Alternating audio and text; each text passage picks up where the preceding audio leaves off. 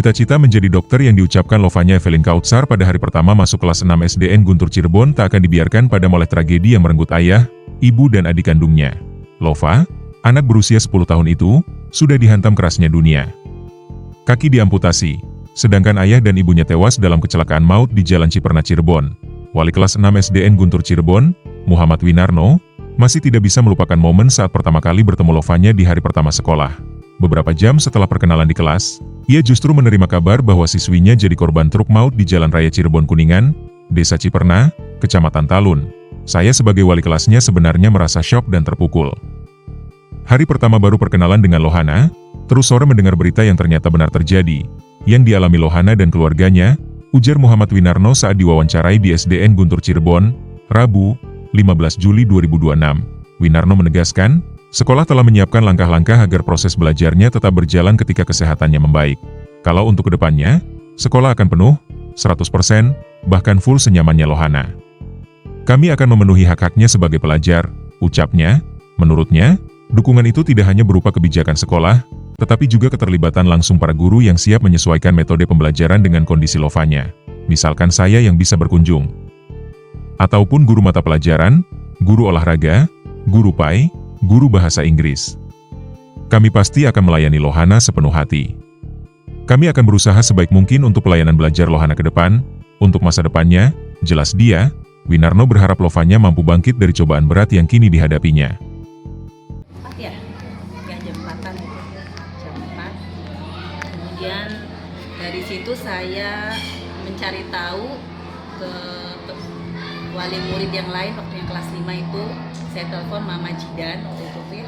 Terus dari Mama Jidan katanya dapat kabar butuh darah, akan ada tindakan amputasi. Nah, karena saya merasa waktu itu darah saya A, ya butuh darah A, katanya A+. Hanya saya nggak tahu itu darah saya apa, jadi saya inisiatif ke rumah sakit seperti itu. Jadi saya lihat kondisi anaknya di rumah sakit. Awal kali mendengar itu di sekolah ini siapa Bu yang mendengar bahwa kayaknya kecelakaan gitu? Itu di Bu Ingrid dari Mama Ijan. Ya. Dan itu langsung identifikasi bahwa yang Terus kecelakaan itu saya tanya Fanya. ini kabarnya betul enggak? Saya kan telepon Mama Jidan, telepon yang lain gitu ya, yang kelas 5-an nih orang tua orang. Belum ada kabar kan, soalnya di grup juga, di grup yang wali murid kelas 6-nya ya, namanya belum ada kabar, sepi gitu di grupnya. Nah saya telepon tuh Mama Jidan, terus kata Mama Jidan, ini saya dapat informasi dari saudaranya, nih Bu langsung ke PMI aja atau ke rumah sakit karena butuh darah AA+ seperti itu, dari keterangan dari Mama Jidan. Artinya informasi itu sudah langsung spesifik ya Bu, bahwa yang kecelakaan itu Fanya gitu ya Bu. Betul enggak kata saya tuh, ini betul kata saya tuh gitu. Iya Bu betul, ini dari saudaranya. Kemudian setelah di rumah sakit akhirnya Ibu mendonorkan darah atau gimana? Saya ketemu sama wali kelasnya, kelas 6A. Terus? Terus bagaimana Bu? Di sana saya lihat kondisi anaknya, bagian tangannya, kemudian kaki di sebelah kanannya. Terus anaknya juga belum sadar, jadi sadar cuma hanya setengah sadar tuh, jadi responnya ya belum bisa ngobrol ya. Jadi hanya saya bilang ke dia, saya elus-elus tuh kepalanya, rambutnya, saya bilang hanya ini Bu Lala sama Pak Win, saya bilang ya nggak ada respon gitu. Terus anaknya ya seperti itulah, nggak sadar ya, setengah sadar. Terus kami, Pak Win dan saya ketemu dengan dokter yang ada di situ ya Pak Win ya. Dia dapat keterangan memang katanya harus amputasi. Di bagian apa ya Bu? Kaki. Kakinya yang bagian kanan. Oh, paha berarti ya Bu ya. Terus informasi kemarin terakhir tuh dari lutut ya. Iya, akhirnya amputasinya dari lutut. Selutut.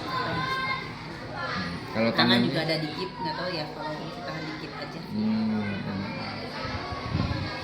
Terus bagaimana Bu, apa yang dilakukan juga pihak sekolah untuk membantu kondisi ini terhadap? Apakah kalau melakukan pendampingan? Ada ya, kemudian datang juga. Kemudian kami juga ketemu sama pihak keluarga dari almarhum ayahnya Lovanya ya, Pak Enggar itu. Ada situ neneknya ya di situ. Ngobrol juga, sempat ngobrol saya, bapak sekolah Pak Enggar juga sama neneknya.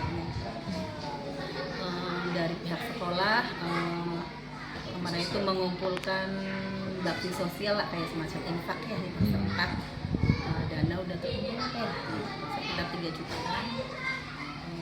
Alhamdulillah dari orang tua ada respon yang baik lah. Terus bagaimana Bu pendampingan terhadap sekolah nanti Fanya ke depannya? Ya insya Allah kami akan berusaha ya sebaik mungkin ya, mungkin untuk memantau, terutama mungkin wali kelasnya yang nanti akan sering berhubungan di kelasnya. Ya, yang lain aja. Siap Ibu, selama 5 tahun ini bagaimana Bu Fanya di mata Ibu dan di mata teman-teman Bu? Ya di mata teman-temannya anaknya baik, supel, mudah bergaul, kemudian perhatian. Ada temannya yang tidak main, misalkan ya lagi duduk sendiri, ayo main gitu. Anak memang seperti itu, ceria. Gitu. Unggul di bidang apa Bu biasanya? Di semua pelajaran dia bagus. Hanya lebih menonjol mungkin di seni ya, Pak ya, menggambarnya dia bagus. Oke sih.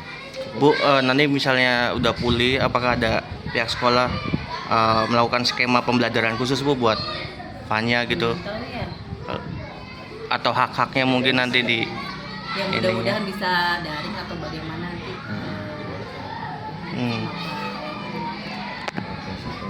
Download Tribun X sekarang, menghadirkan lokal menjadi Indonesia.